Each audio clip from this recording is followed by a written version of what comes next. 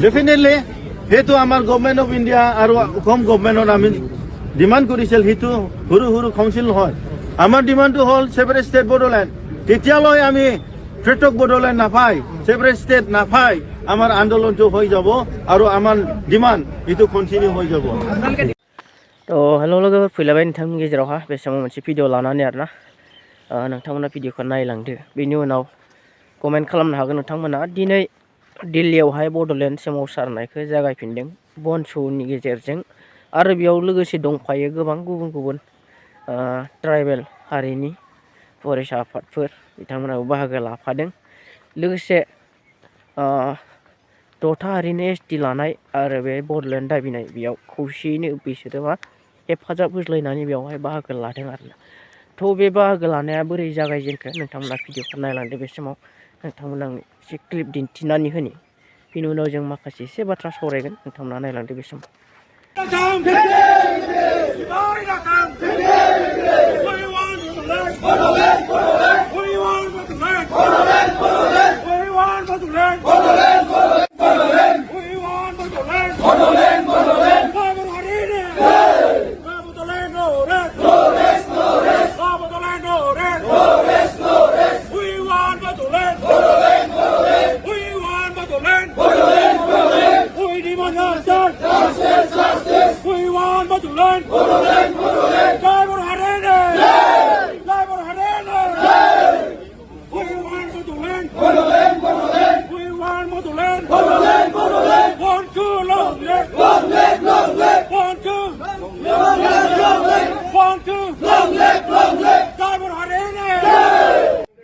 আজি এই দিল্লীত উপস্থিত হ'ব পাৰিছে আৰু ইয়াত আমাৰ যিটো ডিমাণ্ড এই ডিমাণ্ডটো আমি গভৰ্ণমেণ্ট অফ ইণ্ডিয়া আমাৰ president of India prime minister of India home minister of India এইটো মেমৰেণ্ডাম দিম আৰু ইয়াৰ মাজত আমাৰ গোটেই যুৱকবিলাক youth of Bodo people and the youth of the Rabas, the Garos and the Tiwas, they came and supported for the cause of the demand of Bodoland separate state.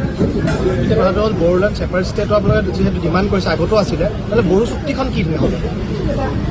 Amar Jitu subject Angor demand hall Bodoland separate state. Aro he demand take money he demand money importance need flying amak small huru council dise he council to amar kunodin মানে এটো dream two fulfil হোৱা নাই ইয়াৰ কাৰণে আমাৰ যেটো demand এটো long standing demand Bodoland separate state ইয়াৰ কোনো কাউন্সিলটো ইয়াৰ কোনো হৰু কাউন্সিলটো আমাৰ ডিমাণ্ডত ফুলফিল নকৰে ইয়াৰ কাৰণে আমি কিমান হৰু কিমান আমাৰ কাউন্সিল দিছে সেই কাউন্সিলটো কোনোদিন বডোলেণ্ডত জীয়াই থকাৰ কাৰণে সেইটো কোনো ফুলফিল নকৰে ইয়াৰ কাৰণে আমাৰ যেটো long standing demand Bodoland separate state এই ডিমাণ্ডটো আমি কন্টিনিউ কৰিছে আৰু আহা দিনত আমি কন্টিনিউ কৰি যাম মানে ইয়াৰটো আপোনালোকে বৰচুক্তিখন ডিনাই কৰিছে ডেফিনেটলি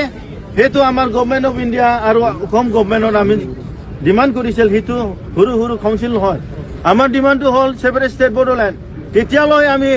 ট্ৰেটক বডোলেণ্ড নাপাই সেপাৰেট ষ্টেট নাপাই আমাৰ আন্দোলনটো হৈ যাব আৰু আমাৰ ডিমাণ্ড এইটো কন্টিনিউ হৈ যাব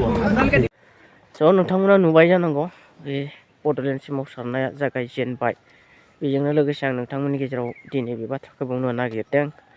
दा जोंनो बड'लेण्डखौ नांगौ आरो नांखागौ नाथाय बेनि गेजेरावनो गोबां बाथ्रा हाबनानै दङ आरोना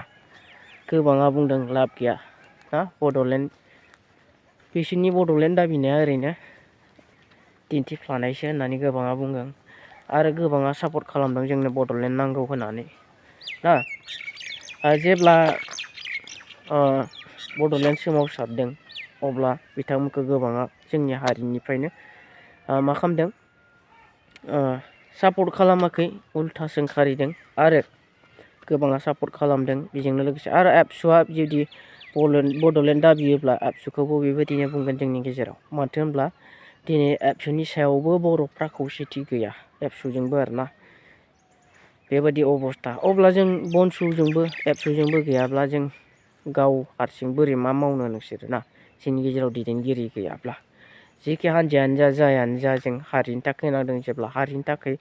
सानदों जेब्ला जोङो हारिजों जाया खामानि मावगोन हारिनि थाखाय जों बेजोंनो हेफाजाब होलांनांगोन नंगौना नङा आरो एबसुआनो जा बनसुआनो जा बा सोरबायानो जा नङाब्लालाय जोंलाय मा हारिखौ जों मा खौसेथिनि लामाजों दिन्थिलांनो हानो ना थ' नोंथांमोना बेसेबां सापर्ट दं बेयावहाय कमेन्ट खालामदो जों बेजोंबा बेजों सोंखारिज्लायनानै जेबो मुलाम्फा गैया आरोना जों गावखौनो दिन्थिना लानाय जायो जों खौसेथि जानो हाया बे बाथ्राखौसो जों दिन्थिनानै लानाय जायो आरोना दिनैनि दिनाव सोंखारिज्लायोबाबो थ' भिडिअखौ आं एसेयावनो फोजोबबाय लोगोफोर नोंथांमोना लाइक शेयार कमेन्ट खालामनो हागोन बाय